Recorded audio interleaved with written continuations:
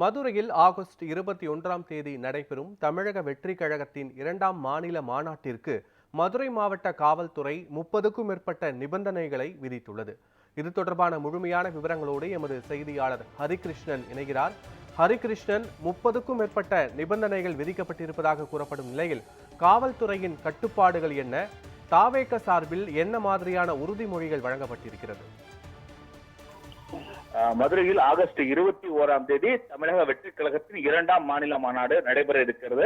2026 தேர்தலானது நடைபெறுவதற்கு இன்னும் ஒரு 6-7 மாதங்கள் தான் இருக்கிறது. இந்த சூழ்நிலையில் இந்த 2ஆம் மாநில மாநாடு அரசியல் முக்கியத்துவம் வாய்ந்ததாக கருதப்படுகிறது. இப்படி தாவேகாவின் மாநாடு ஆனது நடத்துவதற்கான அனைத்து பூர்வாங்க பணிகளும் தற்போது நடைபெற்று வருகிறது. மதுரை மாவட்டம் எலியார்பட்டி அருகே இருக்கக்கூடிய அந்த ஒரு திடலில் தான் இந்த மாநாடு நடைபெறுகிறது. 500க்கும் மேற்பட்ட ஏக்கர் பரப்பளவில் கொண்ட நிலங்கள் மாநாட்டிற்கு பயன்படுத்தப்படுகிறது. இந்த நிலத்தில் 300 ஏக்கர் பரப்பளவில் அந்த மாநாடு திடல் ஆனது அமைக்கப்பட்டிருக்கிறது. 200க்கும் மேற்பட்ட ஏக்கரில் மாநாட்டிற்கான பார்க்கிங் வசதிகள், வாகன நிறுத்திவிடம் அமைக்கப்படுகிறது.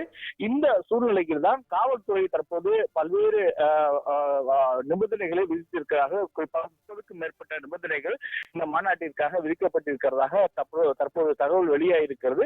இந்த மாநாட்டை பொறுத்தளவிற்கு மாநாடு 3 மணிக்கு தொடங்குவதாக அறிவிக்கப்பட்டிருந்த சூழலில் 3 மணிக்கு முன்னதாகவே மாநாட்டு திடலுக்குள் மாநாட்டில் பங்கேற்பாளர்கள் அனைவரும் வர வேண்டும் என்கிற நிபந்தனை விதிக்கப்பட்டிருக்கிறது. வெளி மாவட்டங்களில் இருந்து யார் தலைமையில் எந்தெந்த ஊர்களில் இருந்து எவ்வளவு பேர் வருகிறார்கள் என்கிற விவரத்தை காவல்துறை வசம் கொடுக்க வேண்டும். மாநாட்டிற்கு செல்லும் வழிகள் குண்டும் குழியுமாக உள்ளது. இதனால் போக்குவரத்து நெரிசல் ஏற்படும்.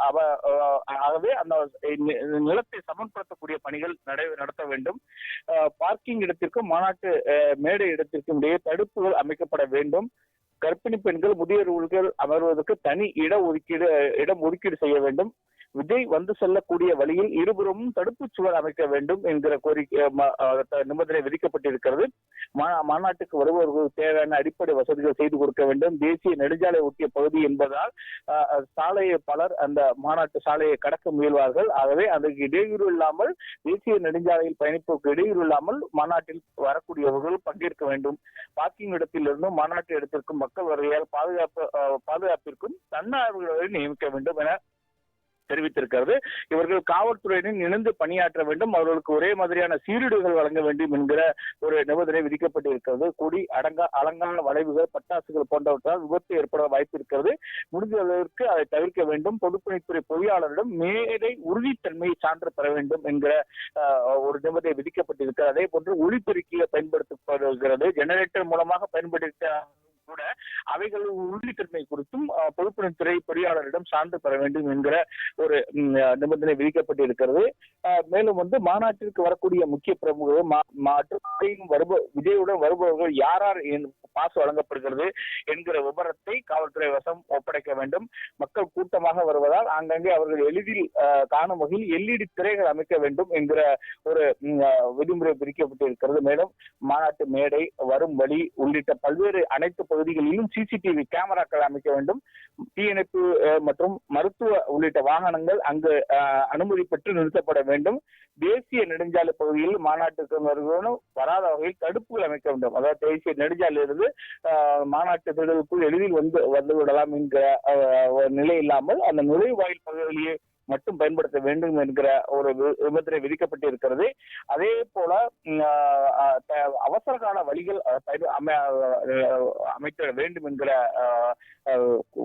நிபந்தனை விதிக்கப்பட்டிருக்கிறது. மாநாட்டில் உள்ளே வந்தாலும் கூட அவர்கள் வெளியேறுவதற்கு அவசர கால வழிகள் வேண்டும். மாநாட்டிற்கு பங்கேற்கக்கூடியவர்கள் ஊர்வலமாக வந்து செல்லக்கூடாது என்கிற நிபந்தனை விதிக்கப்பட்டிருக்கிறது. அதே போன்று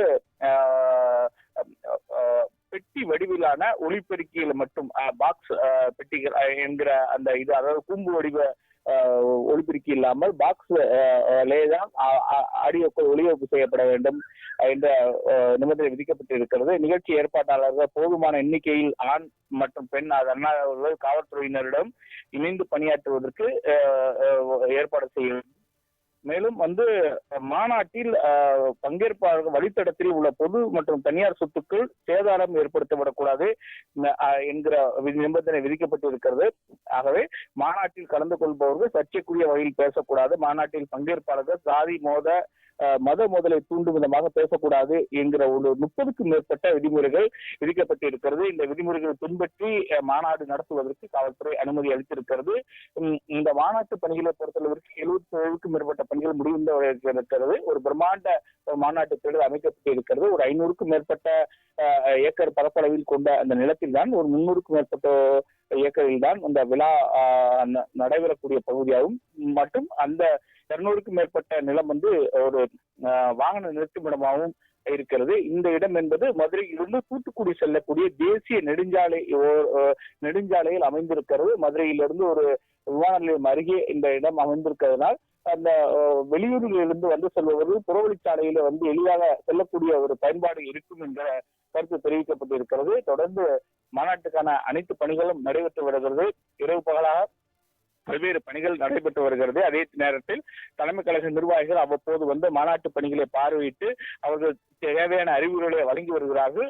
அதே நேரத்தில் காவல்துறையும் ஒருபுறம் அந்த பணிகளை எல்லாம் கண்காணித்து வருகிறது. அதே நேரத்தில் அங்கு காவல்துறை அந்த பகுதியில் ஒரு புற காவல் நிலையம் போன்ற ஒரு கண்ட்ரோல் ரூம் அமைப்பதற்கும் ஏற்பாடு செய்யப்பட்டிருக்கிறது.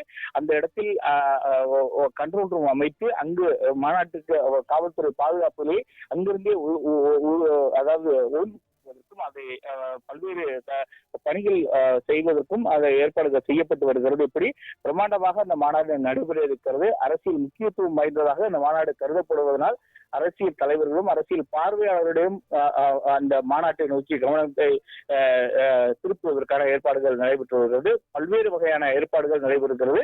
அந்த வகையில் இந்த மாநாடை சிறப்பாக நடத்த வேண்டும் என்பதற்காக இன்னும் ஒரு சில நாட்கள் மட்டும்தான் இருப்பதனால் தீவிர பணிகள் நடைபெற்று வருகிறது.